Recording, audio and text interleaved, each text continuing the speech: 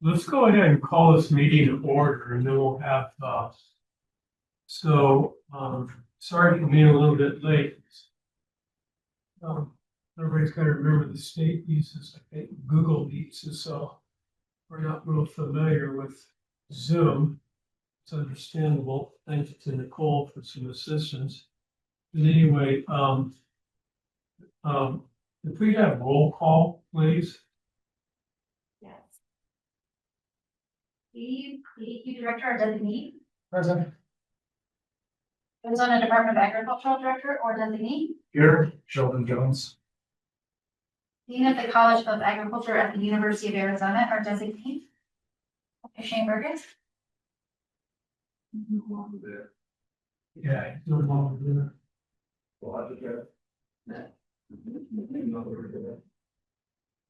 State director of the US NRCD. Sorry, state director of the US Natural Resources Conservation Service. Over here, you had this a piece of paper. You brought an extra, good. About just me and me. Yeah. The next up, we have appointed representative for citrus producers, Harold Payne.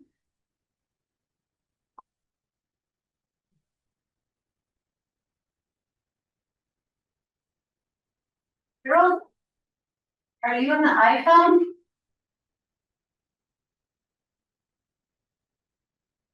Harold, can you unmute yourself if you're on here so you can identify yourself?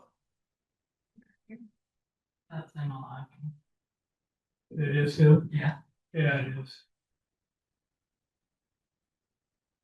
Next to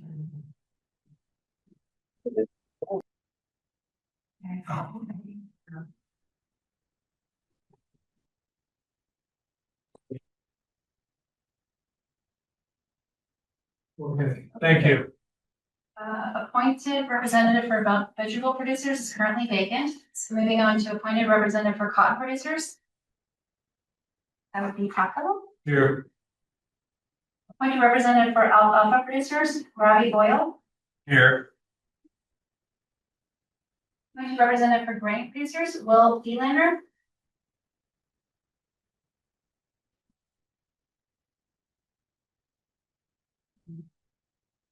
It's fine. It's fine. Will, are you still on the line?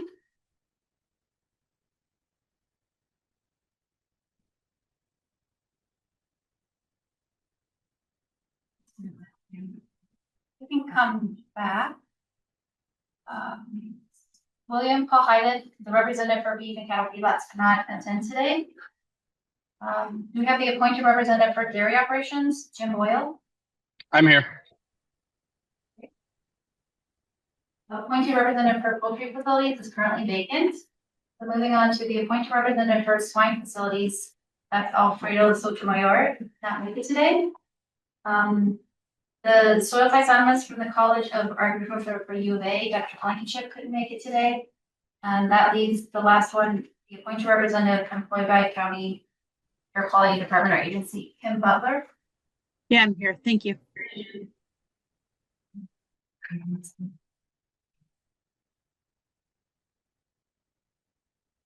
so, Just need to get Will back on the line. okay, we don't have a forum. It's not yet.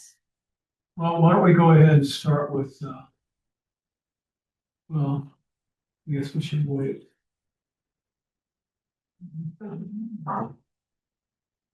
Just call it. Great. Yeah, I couldn't call him.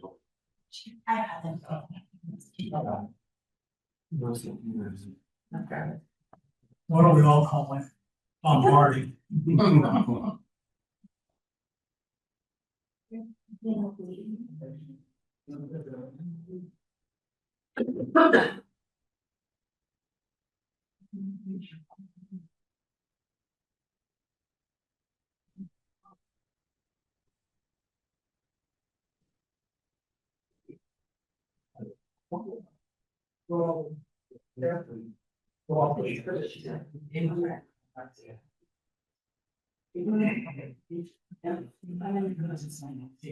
I just said, You never done it? no.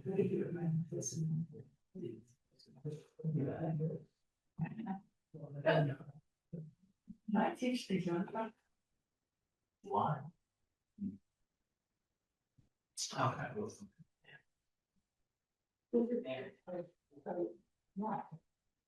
Here at my house, you don't know.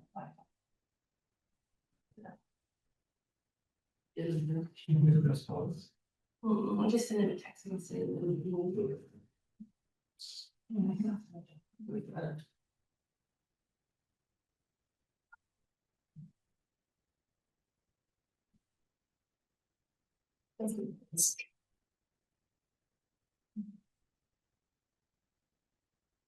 Three thoughts up here.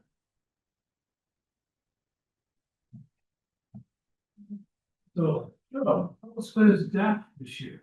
Talk about That is that. April 28th, 29th, and 30th, if there is auction in Maricopa, thank you very much.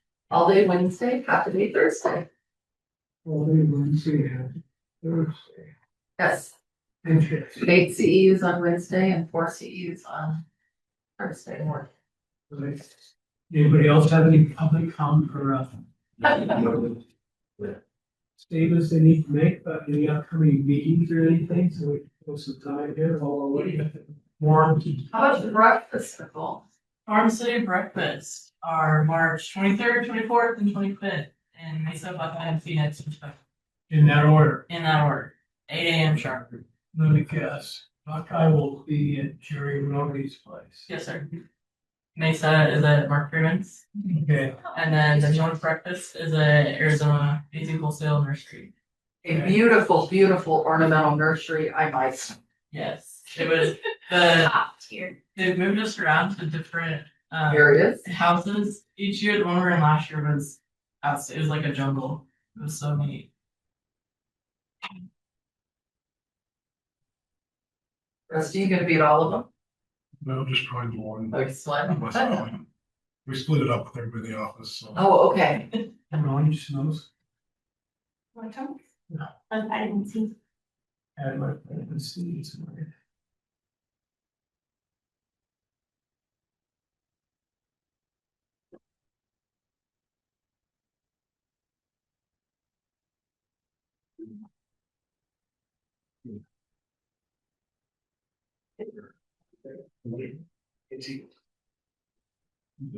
You're 21 is young. Seed burr joint. Seed burr joint. So you would try and kid.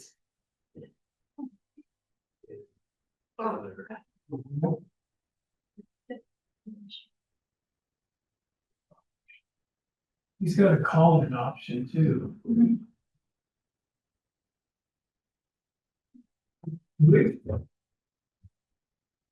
Is Steve Burr on there? Yes.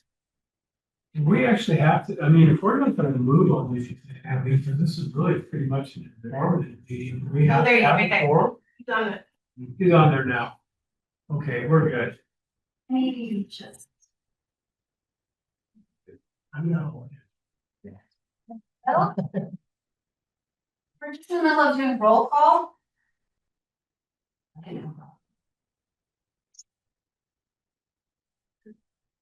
you confirm that you're on the line?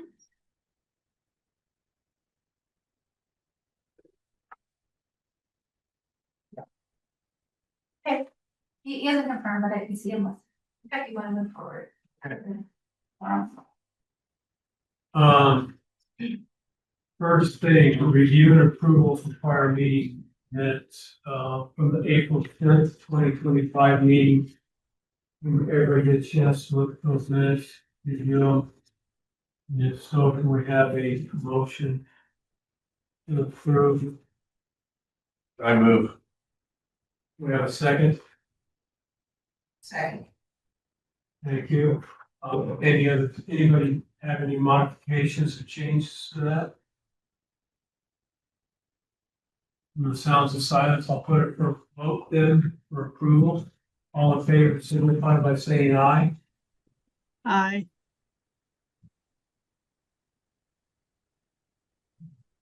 Aye. All right, Thanks, folks. Ladies and gentlemen, I appreciate that. So we can move on to the next item. History and overview of the West Pinal County PM10 non-attainment area. Matt Papa is going to give us from Maricopa Association of Government is going to give us a brief overview. What? Oh, excuse me. Sorry, before we start, disclosure and conflict of interest. Is anybody first?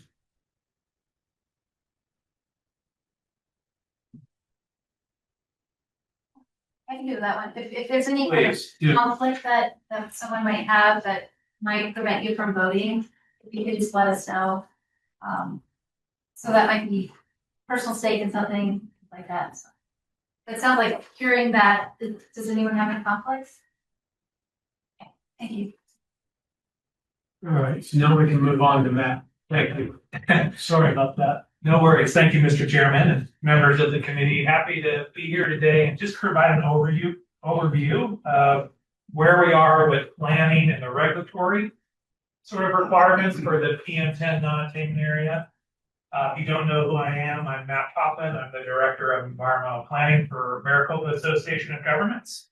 And we're the agency responsible for submitting the non-attainment area plans to EPA for approval. I just want to take about 10 minutes and kind of walk you through how we got to where we are today, which will hopefully give you some context for why these decisions are important.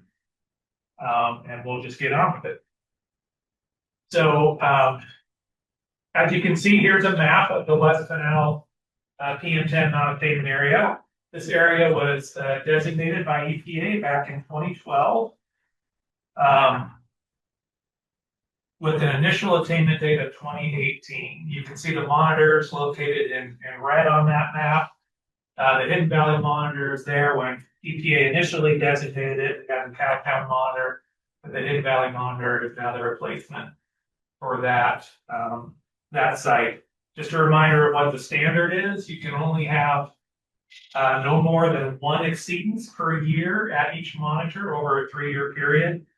If you end up having 4 at one monitor over a 3-year period, you're in violation of the PMs. But what are some of the actions that have occurred over time?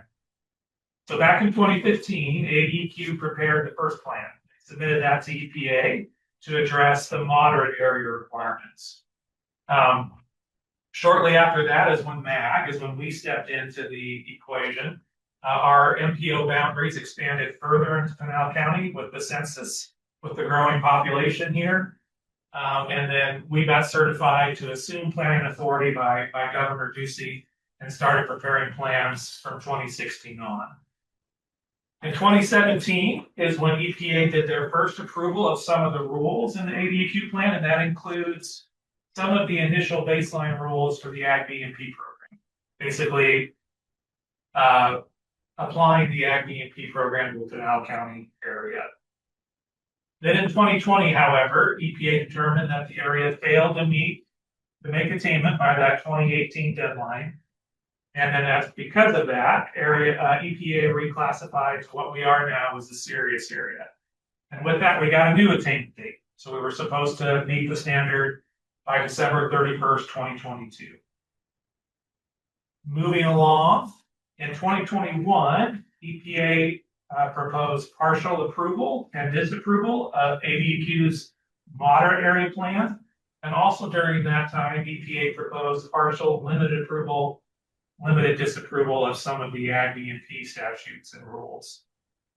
However, the problem with the limited approval or partial approval is sanctions come with those. So if EPA were to finalize that disapproval, the area would have then been subject to sanctions, namely the removal of highway funds and then stricter controls on business and industry within the non-attainment area. So in response to that, ADEQ ended up withdrawing that moderate area plan to avoid sanctions being issued. Included with that, ADEQ also withdrew the unapproved AgBMP rules to avoid sanctions from their disapproval as well. So moving along to 2022, MAG prepared, ADQ submitted what we call the serious area plan. We put that plan together to not only meet all the serious area requirements, but also all of those moderate area requirements that ADQ had originally tried to meet with their moderate area plan. We think the AgBMP was a really important part of that process. This is when you guys adopted the most current version of the rules, namely going from 1 BMP to 2 BMPs for all of your control measures. That was a really important step. Got you guys on par with what's the most stringent throughout the country. So that was a really important step that was made by this committee. However, even with all of that good movement forward, the EPA determined in 2023 that we failed to meet the standard by our deadline of 2022. And that's again because the monitors themselves didn't show attainment. There's no more reclassification. Serious is as high as you can get. So what EPA requires then is something called a 5% plan. We have to put a plan to EPA where we reduce emissions by 5% every year until we reach attainment.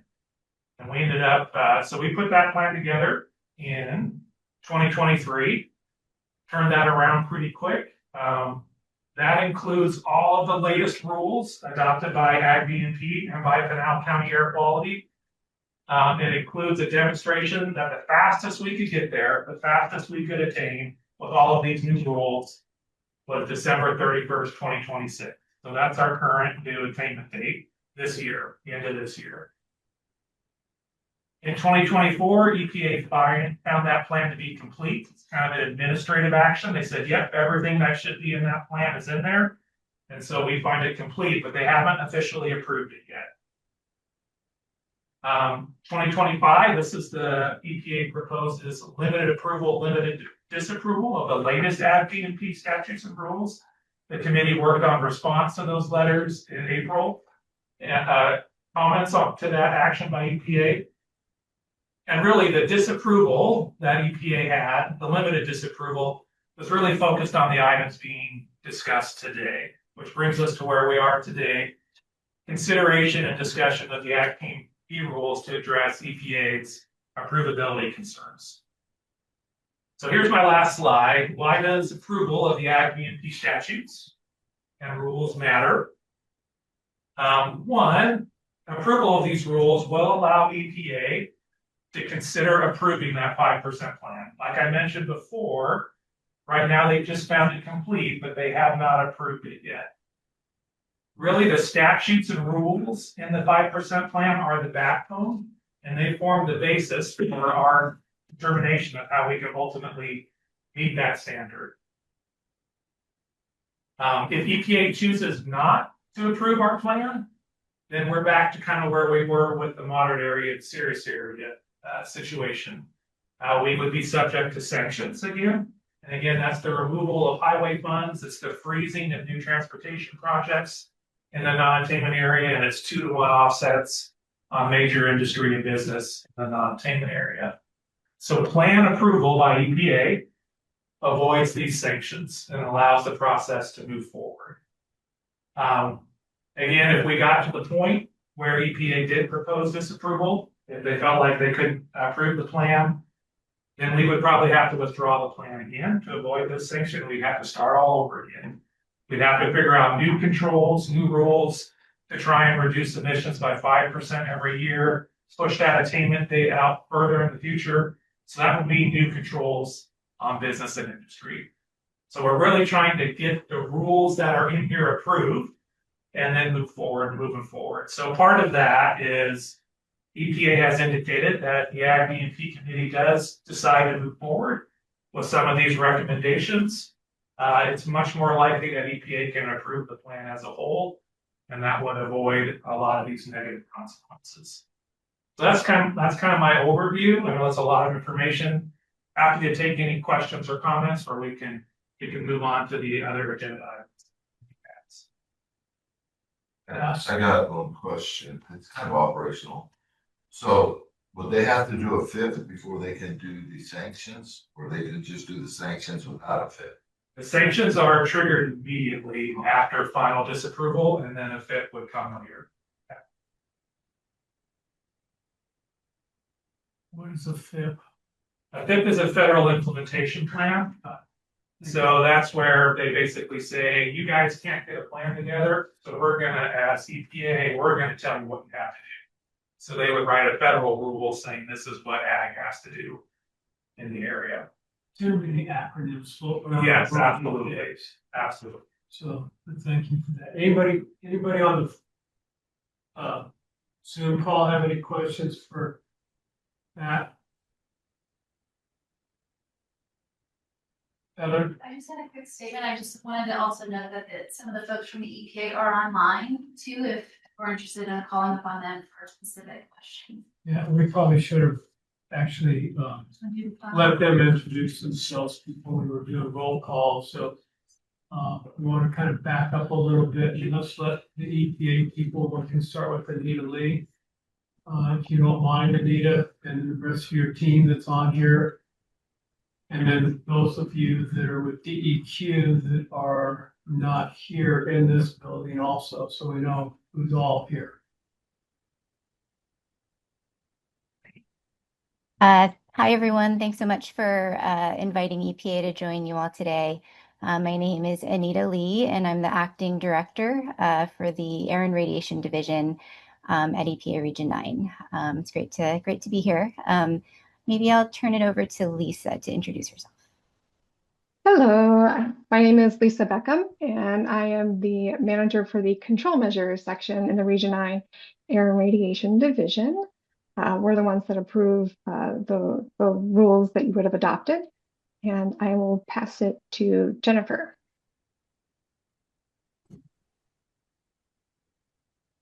Hello, my name is Jennifer Williams, and I am the lead planner for the area. And now I will pass it over to Doug. Morning, I'm Doug Bushy. I work with the Office of Regional Counsel, so I'm an attorney, and I'm just going to be here in case any legal questions come up. I'm happy to chime in and help and answer. And I think that's it from the EPA side. Thank you. DEQ. Steve, you want to start? Yeah, Steve, you want to start? Yeah, we're just introducing ourselves still. Yeah. Sorry. Okay. Yeah, I'm Steve Burr. I'm an executive consultant with the Air Quality Division at DEQ. I'll go.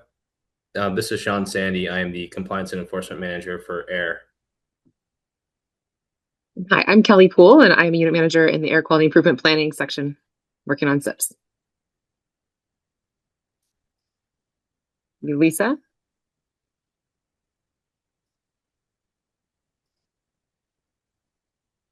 I can't hear you, Lisa. It's you talking. It doesn't look like you're on mute, but we can't hear you. I'll go to Lexi while you maybe troubleshoot that. Lexi? Thanks, Kelly. Lexi Ahmed. I am a planner with the Air Quality Improvement Planning section. Thanks. Lisa? We still can't hear you, but Lisa is a planner with the Air Quality Improvement Planning section, works with myself and Lexi as well. Denise. Hi, I'm Denise. I'm an air quality inspector, boots on the ground for the ag for ADQ.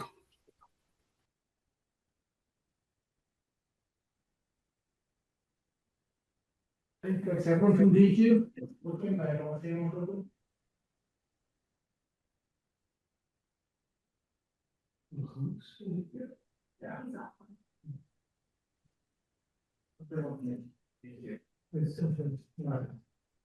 Thank you all and welcome. Anyway, so if there are no more questions for Matt, we'll move on. Agenda items for consideration and discussion. Actually, AgBMP notice. I've got this figured out right. I think I'm going to let actually Rusty Van Leuven with the Department of Ag and PhD owner of the Arizona Cotton Growers worked very hard on trying to come up with a form that we think is acceptable. We've run it by EPA. And so far, we've not been rejected by anybody or anybody at DEQ. So I'm gonna let Rusty actually talk about the BMP form, if that's okay, Rusty. Thank you, Chairman, committee members. What we worked out with the JD and Paco was, you'll see a draft up there. The first page of the draft is actually a copy of the grower's permit to the Department of Ag. So there's a lot of information that's not needed for our purposes, but the idea of using this form is to have it more chances of it coming back to us if it goes out as a form that's required by the growers to fill out when we fill them out for the grower permits. And that would be forced to fill out the second page, which is the page of BMPs, and be forced to turn everything back to us or whatever agency is going to get it. In this case, if we use this form, it would be Department of Ag, because it's got to come back to the Department of Ag. And there's two different forms in the draft that versions of the BMPs created. This one here that's up there now. This one here is one form where you kind of have a key and you just check mark your BMPs based on that key. And then the other form is, the other copy of draft is a form where it's got each section and just to check off the BMP itself as you apply those BMPs. These both forms are very generic. You have to have a copy of your BMP guide, understand some of the questions you're asking on these. So it's going to be important to have to get that guide with the form. You've done this plenty of times. You know what the guide says and how to fill out these forms. But the idea is to do this so that it's going to come back to us using our central licensing processes with the Department of Ag. Now, some problems we're having is this may end up being an electronic form. We've been working on the state making this an electronic form going out to all the growers electronically. And that may change the way this information gets tagged on that form. Those forms are supposed to start going out next year. It gives us some time to work on it. But there are some issues on the first page of this draft on the grower permit. There are things in there that we need to work on if we're going to use the Department of Ag form on this. This is a lot of information. Again, it's going to have to get redacted. It's not important to the committee, not important to ADQ, not really important for growers to fill out for our point for BMPs. So, is there anything else I missed there, Papa? No, and actually, Russ, you need to clarify. So this first page, this form, is permit forms for a grower permit, so that a grower can purchase chemicals for his farm. And that's one of the reasons that JD selected the department is because they can submit that. It comes out in a mail form, and you can also do it through email. The only real issue we have is you can renew annually or you can renew for 2 years in a row. And apparently we think that you'll be able to track those. So the ones that won't renew every 2 years, which is normally what I do, then the other form, this form would not even come back to DEQ because this is all Arizona Department of Ag information right here.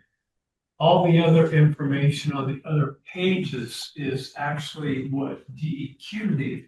Right. And so, and we feel that, and on that form also, there'll be some categories there where a grower will check off and sit there and say, these are the BMPs that I'm going to use for, say, 2027. And then also there'll be a page or something there where they will sign off and say, these were I did do the BMPs that I submitted to you for the 26th year as a certification. That's the only other thing I think that's really in there. The other issue we have with using this department form is it's in department rules and statute and so forth. So we can't make any changes to this form. Well, we can add things, or Jack Games can add the extra form. On this form itself, we can't change anything on this form. And we don't need you to. And you don't need to right now for our purposes right now. And the other thing would be if it goes all electronically, then we have to figure out how that's going to work. And then if everything goes electronic, nothing goes out by paper mail. And that's the purpose of our central licensing department is to get everything onto electronic. list for people to get their stuff electronically. Well, if we send them two different forms that are separate this from ours, but yet they go out in the same email. It's something we'll have to discuss, yeah. Yeah, We gotta discuss. I mean, there's some room for discussion there till we can get through that. One last thing, that Jack's group asked that whatever, if we use this form, we cannot give his group or his employees extra work. So we have to make sure whatever comes out of this work that we can do our part of the department, but not his central licensing or ESD pesticide people, any extra work on these forms and separating and doing any of that kind of stuff. No, we can put contact information on there Right. for people they can reach out to if they need to besides the Department of Ag. In fact, I put a disclaimer on there saying, do not reach out to the Department of Ag people in plant service or environmental services for questions on this AgBMP form. We just feel like we're gonna get a lot better response rate. Steve has a question. Okay, we got a question? Yeah, so Paco, you had said that the second part of the document, the form attached for DEQ for AgBMPs would be going to DEQ. And the problem with that is that there is some information on the first page that's not included on the second page that we would need to get, in particular, the mailing address and the location address for the farm. Let's pull that form back up because we Yeah. do get that information on our form, which is separate from the department's permit form. Is it? Let's see, maybe I missed it. Just go to the second page. What happened to? Yeah, those second page of the forms don't have that information on it. So Yeah, you that's what. can add that to it. Changing the format of those forms. Yeah. But what I was gonna say on the first page, we could redact the information that's not important to ADQ off that form and still give them a copy of that main form with the, social security numbers and, everything that's not important, pesticide verifications. We can redact all that information before giving it to ADQ. So we can do it either way. I thought we had a section there where grower filled out the farm name, his name, mailing address. And then there was actually an area in there for the different crops that he could fill out the acres. There was a second form. Yeah, no, that's some additional information we'd like to see on the second part of the form that's also. Right, I understand that, Steve, because you guys can't do, if we give you this form the way it is right now, I mean, that doesn't do you any good. I understand that, so that's what, I thought we had it in there, we'll have to make some adjustments and get this taken care of. I think what Retsy's saying is the same thing. Yeah. It'll all, Yeah. you'll just redact, it'll all be the current information, you'll probably get information from page 1 and page 2 on that, so it'll all be the same, it just won't be on one singular page, and then it'll be given to. Daniel. Question for. Just if I could just add, just in terms of the user experience with this form, I know I always hate it when I have to fill out the same information twice on the same form, like that seems to happen in doctor's offices a lot, for example. So I think it would be highly preferable if you could go with the option that Rusty was talking about, which is redacting the first page of the form to eliminate things like the social security number, which obviously we don't need and is sensitive, rather than having the farmer have to fill out their mailing address, the farm location address on this page of the form, and then the exact same information on the second page of the form. I feel your pain at the doctor's office also, Steve. So I don't disagree with Steve. I'm just wondering what's less labor intense for Department of Ag. Well, that's a separate. Yeah. Yeah, I think it should be separate. I mean, Jack doesn't want us to have you spend any extra time trying to redact any information off your submit, so we should simplify this. For my part, for me, not an issue. I mean, I don't have an issue with the time and the extra work on it. But again, I did it for your survey. It's It's not a problem. It's just Jack doesn't want his employees with that extra time. Okay. So it's strictly that his employees. Is the first form, is that a fillable PDF right now? I think they're working on that with central offices need to make it fillable. I think right now it's all either printed offline or it's you ask for it, the application, and it's mailed to you. Because there's ways to create the form like where the user would put their mailing address here, but it gets populated in another field. And then I also need one for our IT department, see if we can maybe do something like that on this and have it fill both sides at the same time. Yeah, it's a really easy feature in PDFs. Are the legal descriptions required for the farm field? Or are they gonna just go by farm entity? Because this one has all our legal descriptions, in farm multiple places. So I'm just wondering if you're trying to, I know this is for the grower permit, but is ADEQ wanting legals? Or are they just wanting, I have a 90% compliance with out of the farmers that have submitted their forms? What are you guys looking at? Are you trying to make a map with legal descriptions?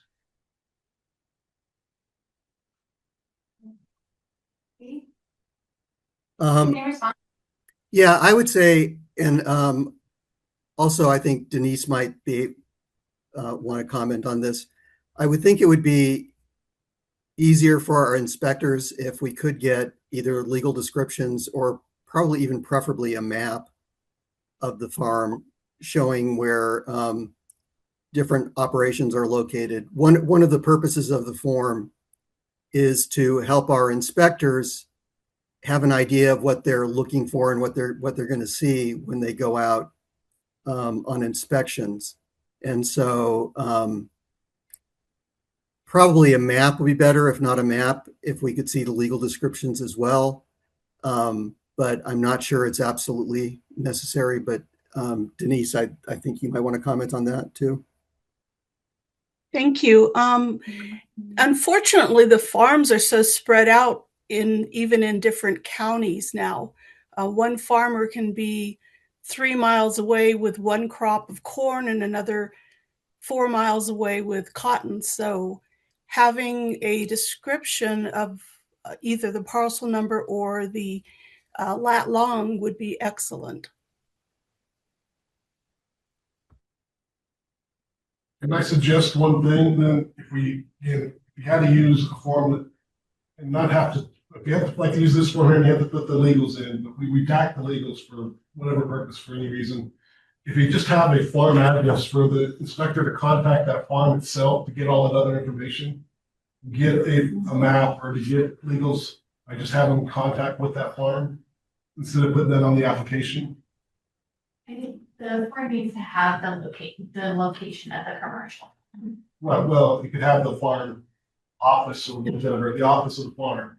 When the inspector will contact the office to get the rest of the information, like legals, the maps, if they need maps, something like that, it's not put on the form, but the inspector would have to go out and get that.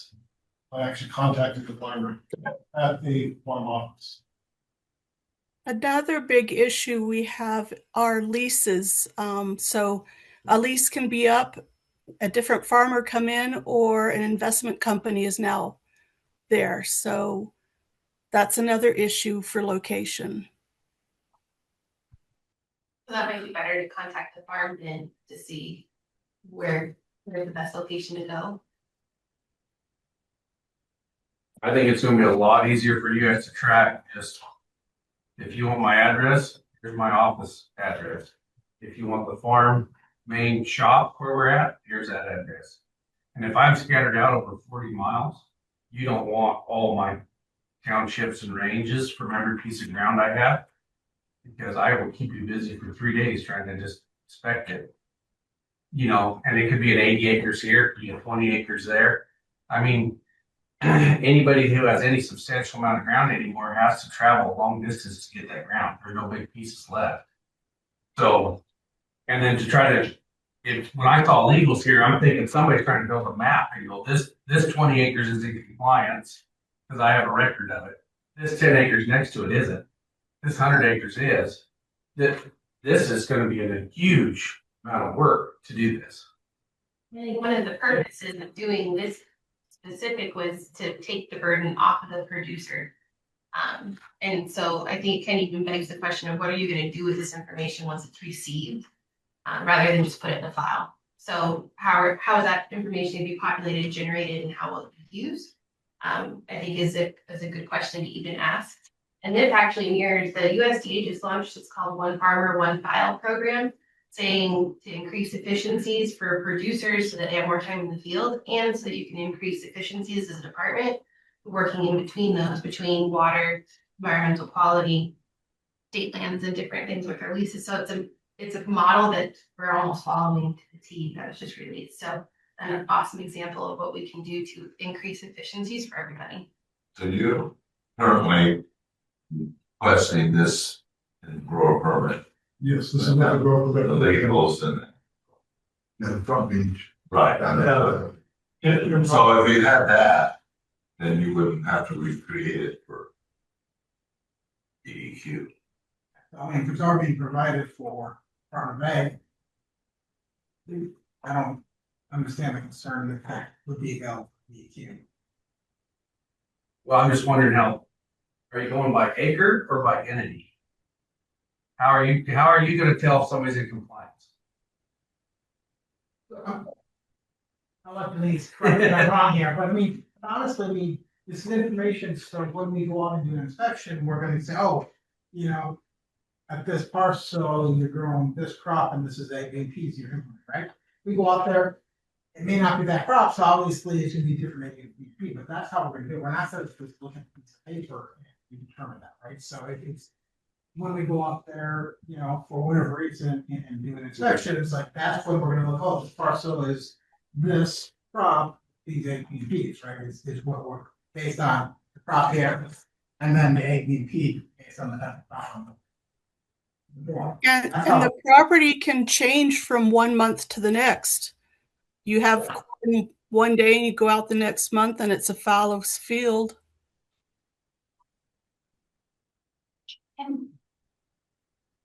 And how is that situation handled in the growers permit right now, changing the property hands? Because I could imagine that a lot of the same questions happen for the growers permit. I have to take my legals every year when I renew my permit. So, I mean, it's just part of the thing.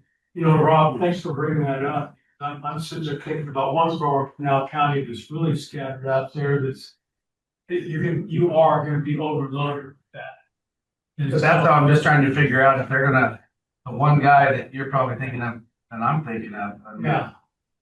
tens of thousands of acres. Yes. It's gonna take about 20 of these papers to fill that out. And it's scattered all over 3 different counties. Yeah, all the way from like Newmack and all the way into Maricopa Stanfield. So what I'm trying to figure out is how do you feel comfortable? How does ADQ and everybody feel comfortable that they've gotten enough of these applications in?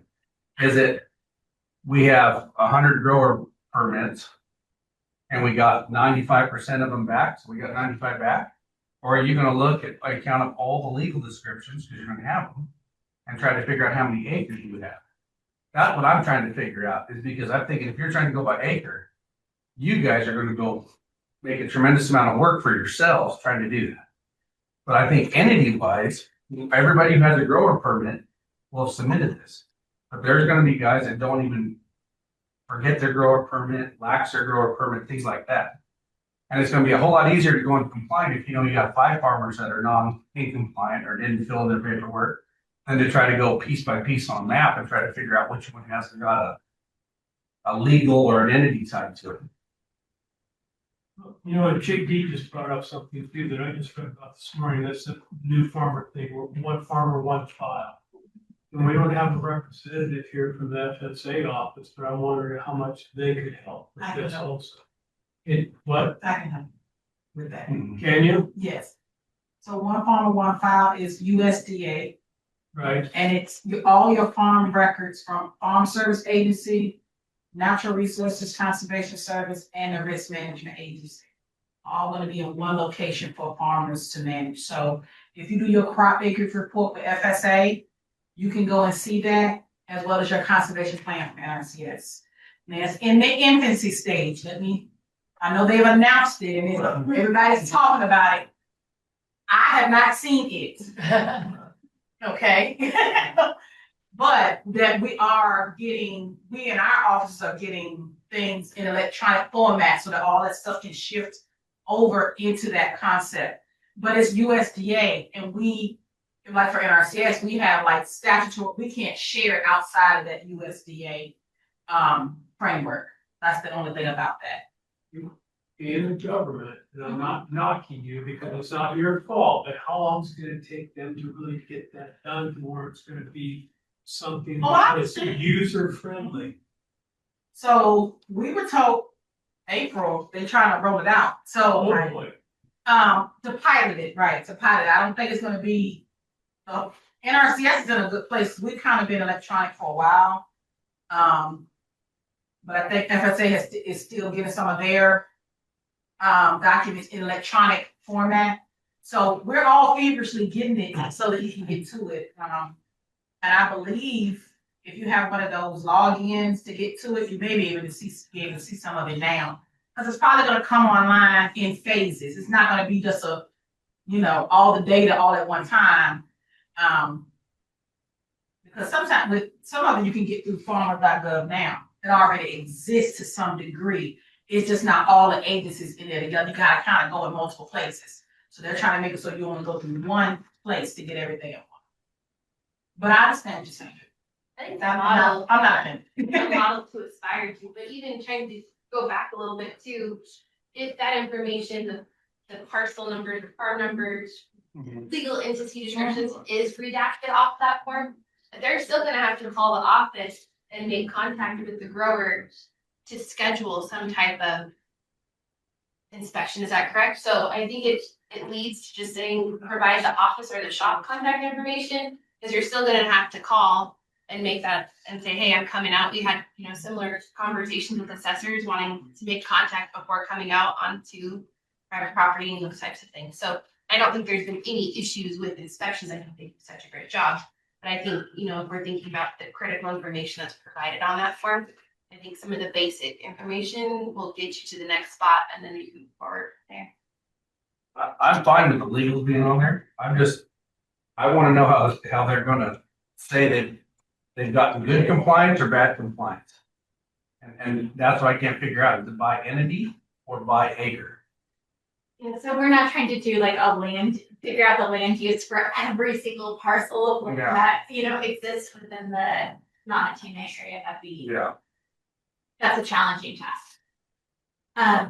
But it sounds like from what I'm hearing is this legal description that is provided in the forms right now is working well for describing the location, and that it would help streamline the process using the same legal description, so we're not describing locations differently in different places. Yeah, the Department of Ag is using that legal description for a totally different reason. They're tracking our 1080s, which is the form that has to be filled out for any pesticide use, and it has to have that legal description. I think it's submitted to the department.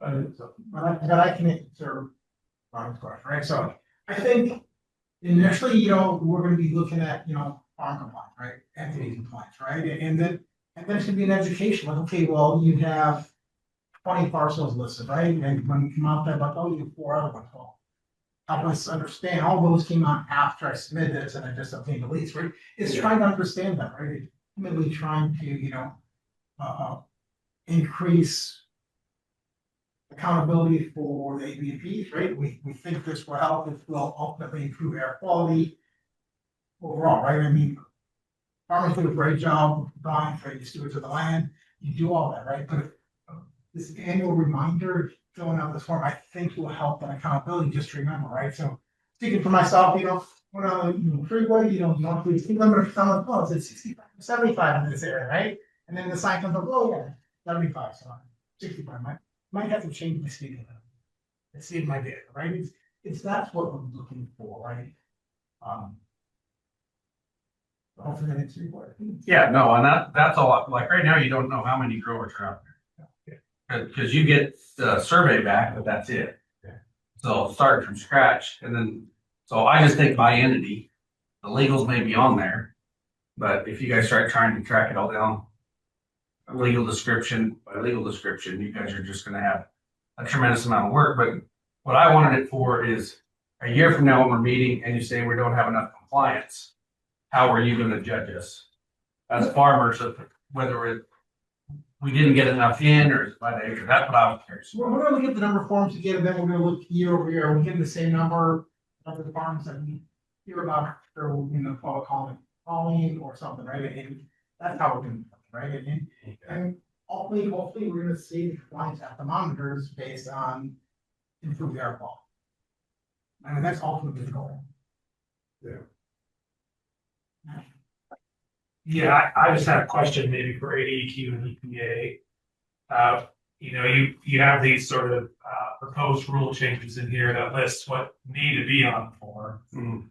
Is the form itself submitted as part of the package, or really we're just submitting the changes, the rule changes, and then you can work out the details of the form a little bit later? The details will come later. We just want, right now, if you look at the rule language, it says on a form provided by the department.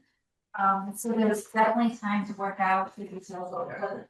So as long as you're able to satisfy the items that are on here, you guys can spend more time later figuring out what form, how to satisfy. So really, in terms of what EPA needs to move this process forward, is if the AgBMP is comfortable, committee is comfortable with the changes that are currently listed here in the rule language in terms of the type of information that are the additional types that are being requested. To Matt's point, we broke out A, B, and C. Those are the three specific concerns that we wanted to discuss today. Those are some of those approval items that we would need to discuss. And then D is proposed language, as Matt mentioned, and attached to the agenda. That C will go over later. Right now, we did identify that the department, ADQ, would be receiving those forms, but that's also something that we can discuss and work with later, as we're not going to vote on the rule today. We just want to discuss it. If that has to clarify. Well, and to be honest, I mean, this is an awful lot to digest, and we should have probably been a little bit clearer from the very beginning. I'm not really going to ask for approval of any of this today. I want everybody to take it home and think about it. We're going to try to schedule a meeting sometime later this month to try to put this together. And I'd like to see everything in writing to everybody so they can digest it, read through it, and make sure they thoroughly understand it. And then we can come back later today and do another meeting. I hate to do that too, but I'm not really a big meeting person, to tell you the truth, anymore. I just felt with everything, the way this is kind of accumulated, it just all of a sudden we're hitting some deadlines here. And it's the 1st of March, that's the best thing we can do. If everybody's okay with that. Yeah, I'd like to make a point. Sure. So on the draft rule we discussing on the form part, we've been discussing form stuff. Form that I see it calling for is not all this stuff that we're looking at. This is what it says is that a commercial farmer shall submit to the department in a form provided by the department. Something that's name and mailing address of the commercial farmer responsible for compliance, signature and date. It shall have the street address, physical location of the commercial farm. Then it would have the best management practices selected by the farmer, coming year, identification of the area of crop subject to each management practice, certification that the best management practice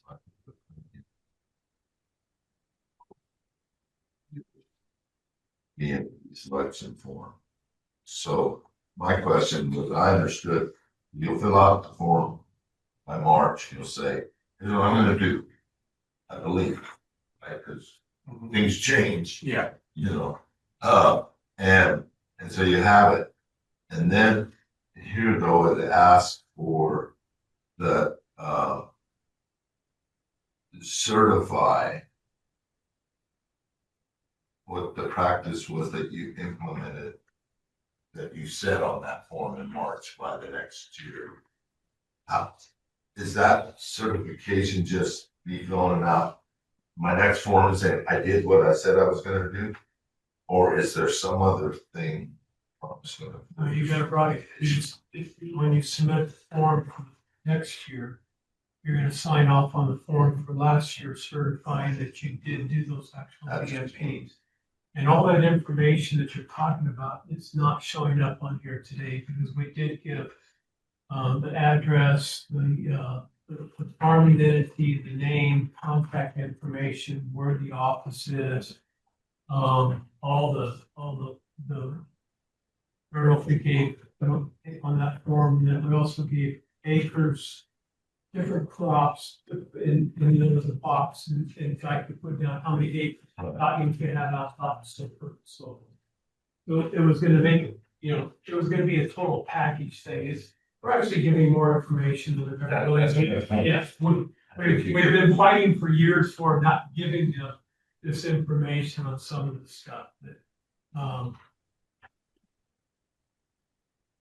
so it's just not showing up right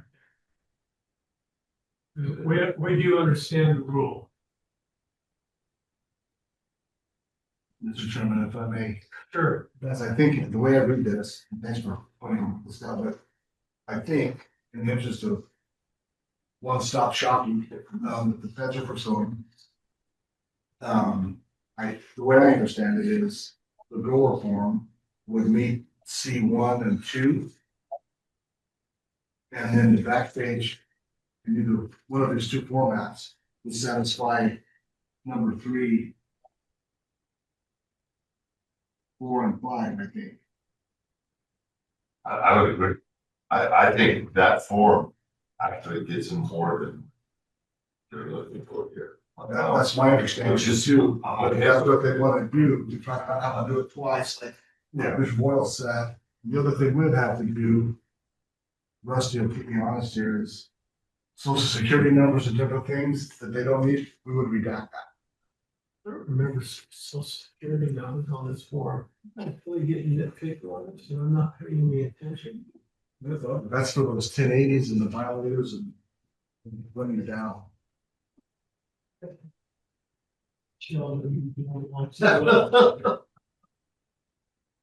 Yeah, we cleaned up, we took off a lot of that information on there and put it off to the side, so it made it a little bit cleaner for the BMPs we took off the different categories. That's why it looks different, but it still meets all the criteria as far as we're concerned. I mean, everybody else can review it. I think you've all looked at it. So my point is I think, we're not proving this today. My own perception today is what is proposed here is kind of what we're talking about. So it's not like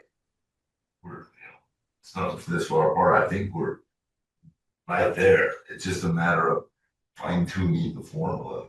I think generally the stuff that's been requested is I'm going to agree to. It's just not by the full committee yet, obviously, but just in our discussion. No, you're absolutely correct. The question I have is by signing the grower permit, does that satisfy C5 certification that the best management department selected or implemented? Is that adopted by the reference or something? There's no signature block in the BMP, so it's you sign one. So I like to sign them all. Yeah, we'd have to put a disclaimer on this in your signature here. It's also certifying side 2 for BMPs. I know that they're signing for full grower permit and it's any other. That before it comes to the one site twice, we can do right on the other side. That's tricky at the margin. If you get the content right, then one format is probably will follow pretty quickly. You got it. Whatever your wish is, we'll do it. Well, I thought we had it. Yeah. This just didn't make it to this meeting. You know, if we actually, we did, I don't think we've seen it in detail. I mean, what we're seeing here is what we submitted to. He did email it to me, so I have sent it around to a few folks. Okay. But not everyone, I'm sorry, we didn't attach to the meeting, like. How common is it for a grower to have some parcels of land that fall within the non-attainment area that do not? In Pinal County, Yeah. it's probably non-existent.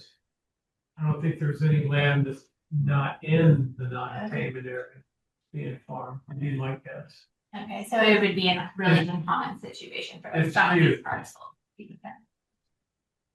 But there could be, could be land that's a farm is in Pinal County and some of that land is in Maricopa County. And you're gonna have to separate. But it's all within the non. Right. You think there's some down by Red Rock? East, Yeah, right. not much, like you said, it's not much, it's most all. Yeah. It's just, it's a big non-attainment area. I'm looking at that. That road that runs down there, whatever it is. This another line, yeah. The one that right below Picacho Peak.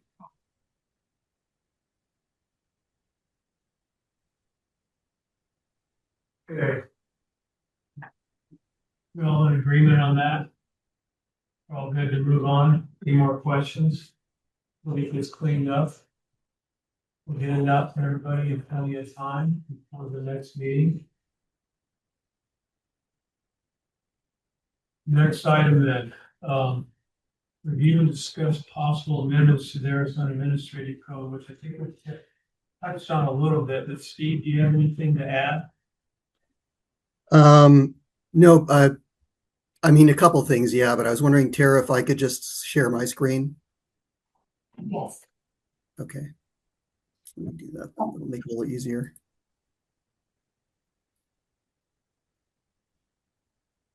And let's.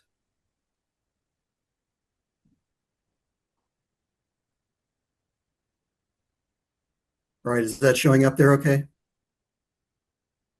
Yes. Yes. Okay. All right.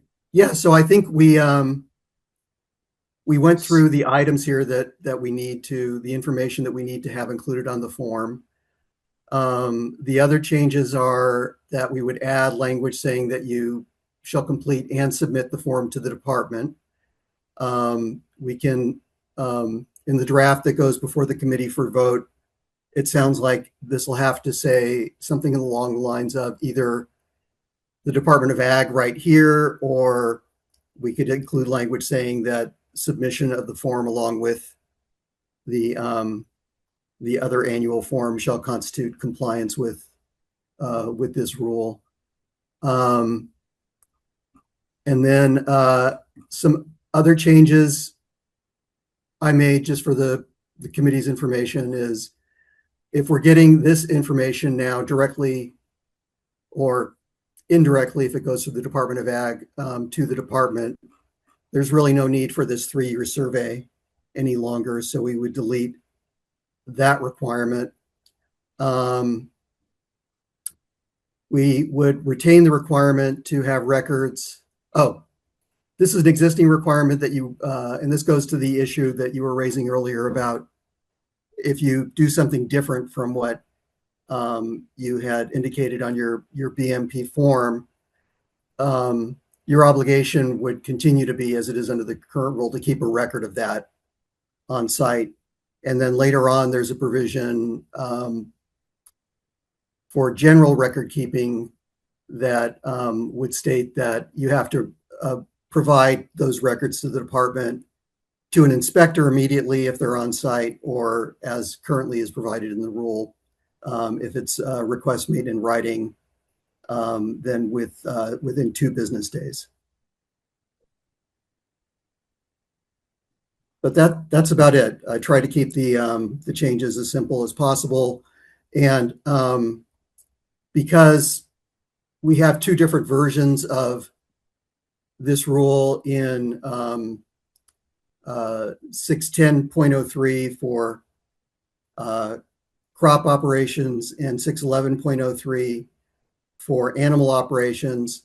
For the draft, I just marked up 610.03 for crop operations, but we would need to make corresponding changes to the rules in 611.03 for animal operations. But in that case, as I understand it, we would not be providing for reporting to the Department of Ag on the existing pesticide forms, that since they obviously are not subject to that program, they would just, the animal operations would just report directly to DEQ. It would be a different form. Right. Yeah, it would be a completely different form because obviously you're organized differently. The actual form would be different, but I think the basic requirements for what have to be included on the form in the rule language would be the same. And for both, I would suggest not the legal descriptions, but the parcel numbers. It's a lot easier for you to find and check and do parcel numbers than it is legal descriptions. Right. And that's not, I mean, that's something I think we can address in the form. The language just generally requires you to provide the street address or a description of the physical location of the commercial farm.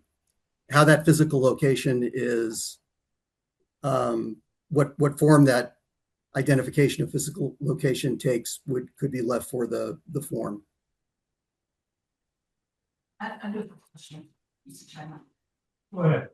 So in this, the form is the only thing that you can produce as a producer. And the reason I'm asking is because in many instances, a lot of these producers are working with a USDA agency, right? That they're installing these practices through their conservation plan with NRCS. We've been out there, certified and looked at it and said that it's there. And we have given that producer that documentation that practice is installed on that land for those years or those times. Is that a benefit to them? Is the form the only thing they could submit, or could they submit their completed conservation plan? Are there any other options, or was the form the only thing that they can, do they have to fill out the form if they have other certified documentation that they've installed the BMPs? Well, again, the big change we're making here is having the form, whatever it is, submitted to DEQ. So the NRCS forms kept on site could be very helpful, like during an inspection, to show. And I understand there's a lot of overlap between BMPs for controlling fugitive dust and NRCS standards for reducing the erosion of soils. We've learned a little bit about that, at least during the UMA rulemaking. So yeah, to the extent there's NRCS type documentation on site, that would be helpful in showing, that they've also done the same things that constitute BMPs on their site. That would be very helpful. It would be great if there was some way we could, like, in the interest of having a one-stop shop or reducing the number of steps, if there was some way of having NRCS forms submitted to us. I don't know how feasible that is, but in the absence of something like that, we do need some kind of form. We've tried to keep it, the information that's submitted to us as minimal as possible, just really what we absolutely need on ours. But again, just having the NRCS forms on site would not satisfy what we're looking for in this rulemaking. Steve, I have one more thing I need to add to your comments, and that's about us submitting to the department, and because the EPA is on the line, and one of the things is we would need an MOU or memorandum of understanding between Arizona Department of Ag and Arizona DEQ air quality. I wanted to point that out. And then back to Keisha, I think, and it might clarify, I mean, it's because you have two different times of the year. She's smiling, by the way. She knows I'm going to grill you. But you got the answer. No, you got it. But, so we're certifying spring crops, and then we're certifying summer crops, 2 different times. But I usually go in and mark up my maps when I do my spring. To tell you the truth, but it doesn't necessarily tell you what I'm gonna be doing in the fall. So, I mean, and that might clear up some of the confusion that I can't remember who it was with DEQ talking about, this field, this 40-acre field said it was this, but by the time we get there, it's not there anymore. And that would clarify some of that. Maybe if those people understood, what the cropping history was, or by getting those certifications, when this all comes together with the one farm, one file thing, growers, that would make it a little bit easier for us to be able to submit stuff instead of having to fill out another form, to be honest. I mean, I'm beginning to think this one farm, one file thing is not gonna put me back on the farm a whole bunch more right now.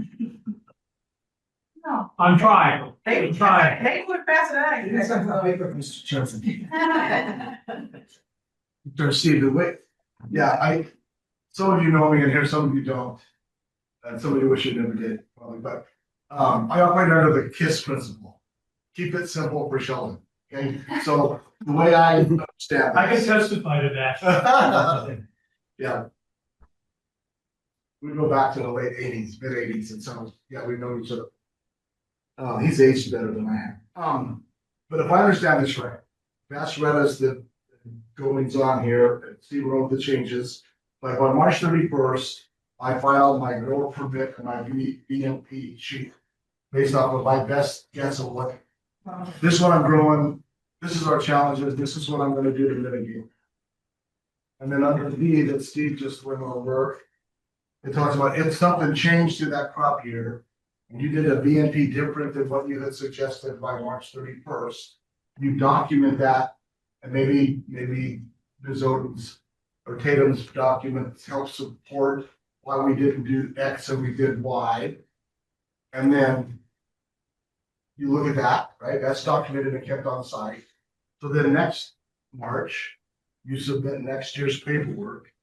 Those BMPs may be the same as you reported that you changed to, or depending on if your crop changed, they may be different than last year, may be different than what you actually did.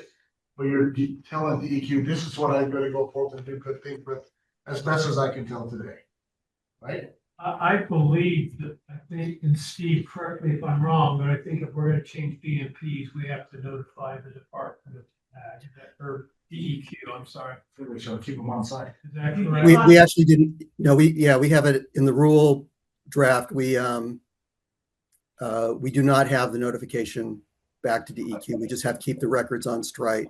Okay, Document what you actually did, if they ask for it. And you know, Just the yes, Oh, Dave, I'm telling you, this file started to expand already. but it sure is. Yeah, it is mine. The back seat is full. So I'm gonna take the seat out, so I've got room for my file.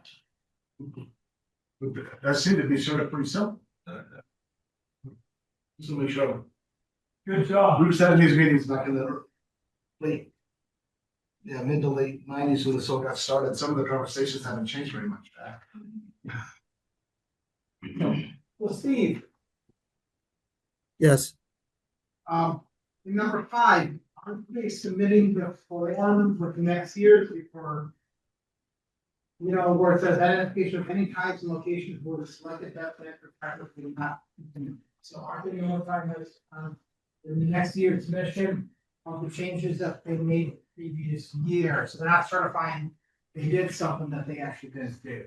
Let me say something first, because Sheldon said it, but so the grower permit for the Department of Ag for this grower permits, we can buy chemicals. That's gotta be done by the first year. If I want to buy chemicals the 2nd of January, I gotta have that permit in. They will not sell to. So we're probably gonna have to tighten up some of the things here and make sure this doesn't get, the BMP form doesn't get put off until March. Plus, you're gonna be looking for a certification for, so this is 26. So we're gonna submit a form at the end of this year, 0.7. The certified BMPs will get 0.6 to the ones that we are going to certify that we get. We're probably going to find some wiggle room in there to make sure that there's not that 90-day gap. Because growers, it'd be better if they submitted this, and that was the intention, the same time to submit, my intention was, and excuse me for being, well, Rob might agree with me, that I'm gonna do it all at the same time. But you don't want to give somebody the time to wait 90 days before they submit. No, Paco, that's not a problem. The only reason that date is in there is because that's the existing date. I didn't have any information on whether to change it or not, but we can easily change the date. Well, then let's wait, think about that. We'll just have to discuss that at the next meeting when we change that, so. Yeah.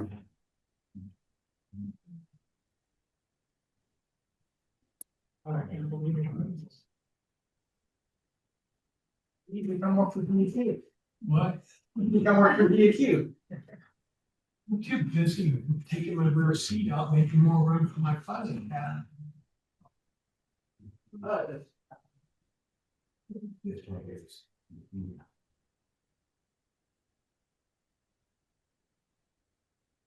Anybody got anything else?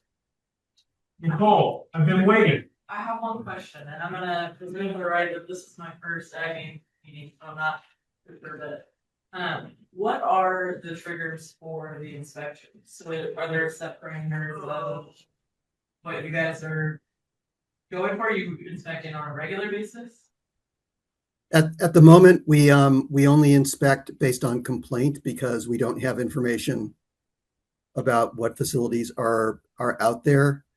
If we can pull together the resources, it would generally help us demonstrate to EPA that this is a program that is actually working, that it's being implemented on the ground, that it can be taken into account as a reasonable control when we assert that concentrations over the NACs are due to exceptional events.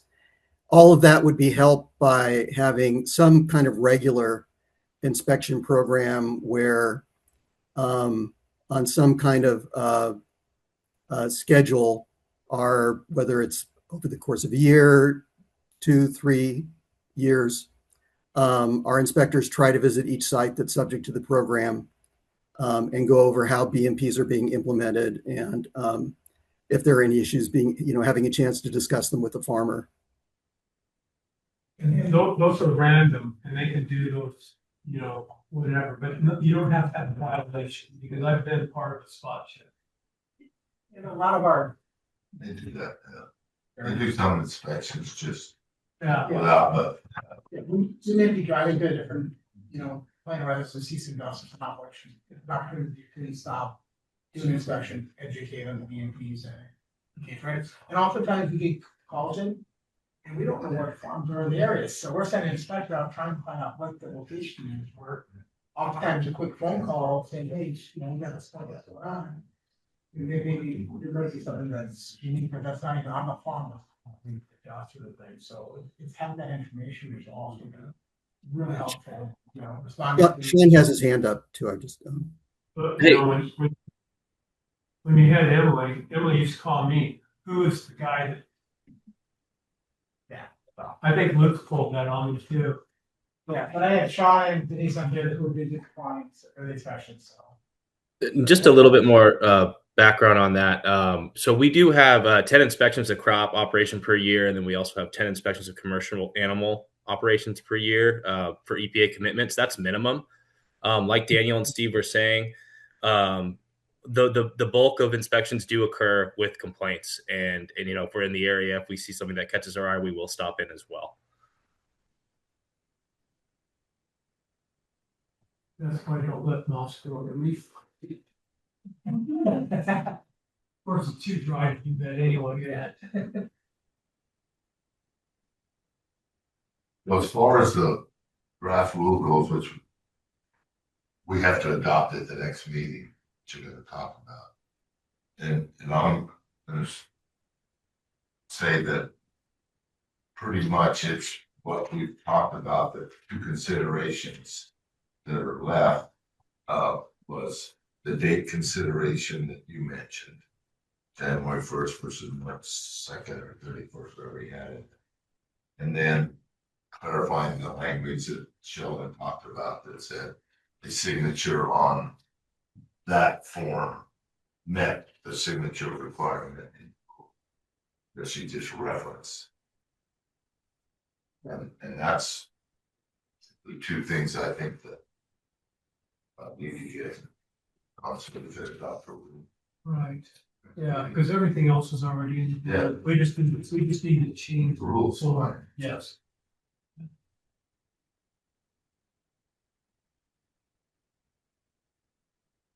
Beg your pardon? Anita's got her hand up. Oh, Anita Lee? Don't be Yes. bashful, just mute yourself and say something. Okay, thank you. Thanks, Paco.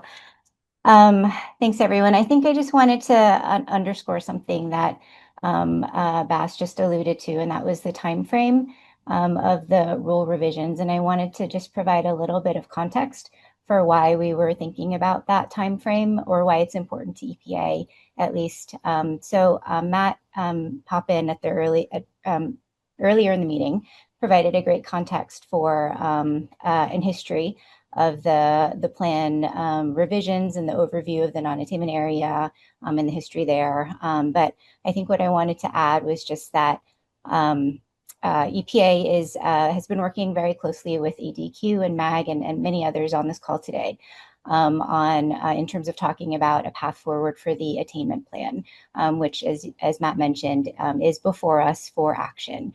And EPA is very interested in trying to get to a path forward where we can approve the attainment plan. We're very motivated to do that.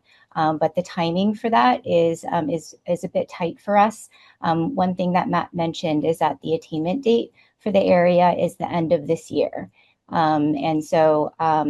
Acting on the plan before the attainment date to us is important because because based on the air quality data that's been monitored so far, our understanding is that there have been, in terms of just counting the stagnation exceedances, there are the number of exceedances would mean that the area does not attain the standard by the attainment date. That seems clear based on the data that is available now. Because of that, we wanted to make sure that we have basically a rationale for why it still makes sense to approve the attainment plan, even though we know that the area won't attain by the attainment date. And in order to do that is by basically adding a little bit more to the AgBMP rules to increase the level of accountability or enforceability of the rules. So it's sort of the AgBMP rule revisions is sort of part of the story of being able to get to an attainment proposed and finalized attainment plan approval.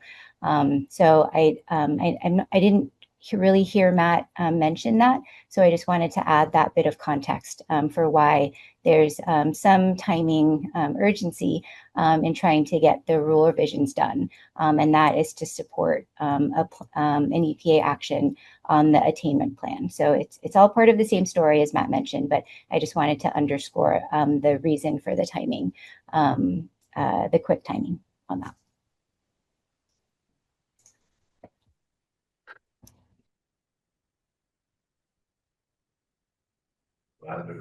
Yeah, like I promised, I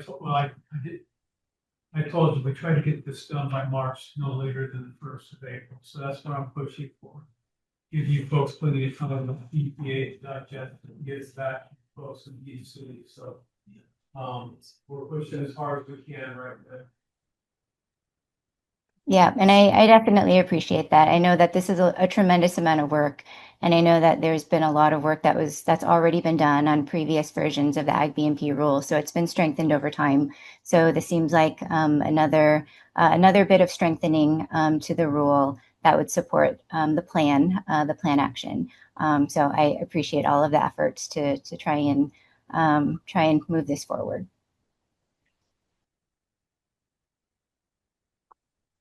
All right, anybody have anything else?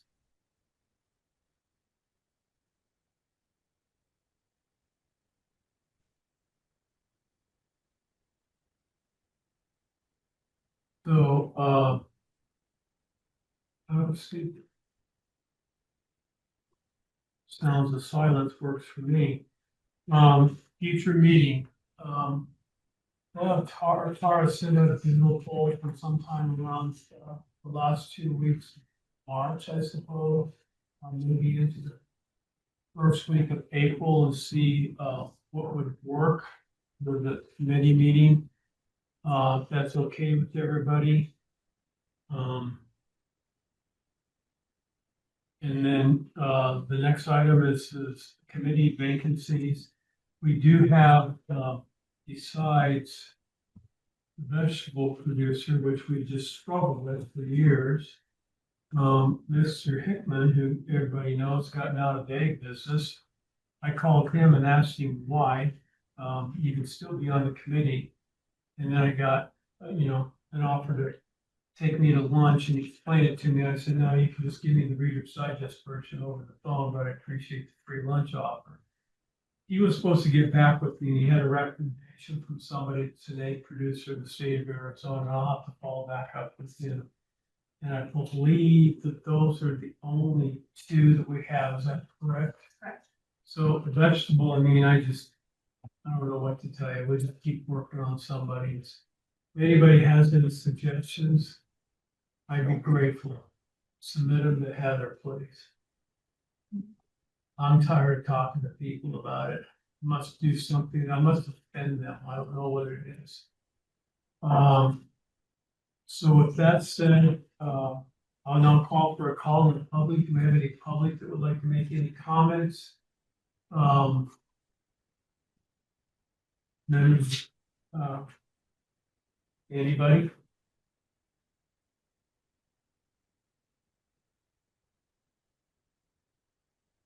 And again, from the signs of silence and no hands up, we'll go ahead and adjourn this meeting if that's okay with everybody. What? No? Do I have to have a motion to adjourn the meeting? Really? Have to do a date, yeah, can you do that after the adjournment or?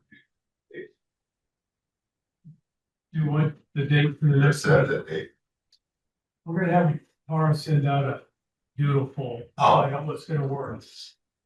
Instead of just, I mean, you want me to just pick a date? March 23rd. Okay. Anyway, I prefer to do it that way. Yeah, that's fine. Yeah, okay. And then, I have to have a meeting for the adjournment. Oh, sure. Well, to adjourn, really? What was March 23rd serious or I'm sorry? No, I'm not. Okay. Because I'm out that week. All right. Yeah.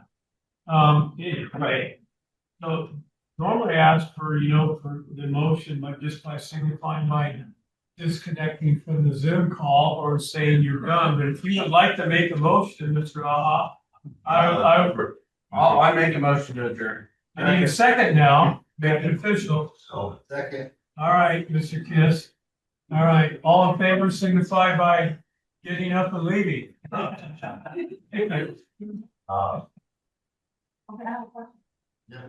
Take care.